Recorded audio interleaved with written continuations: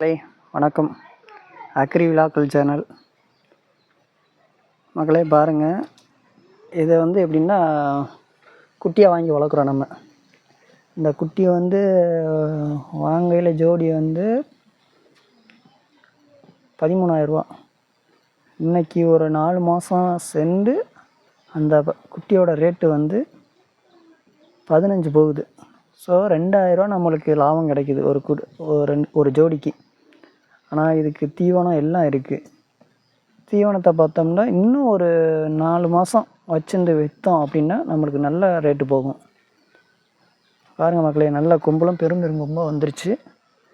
குட்டியை பாருங்கள்.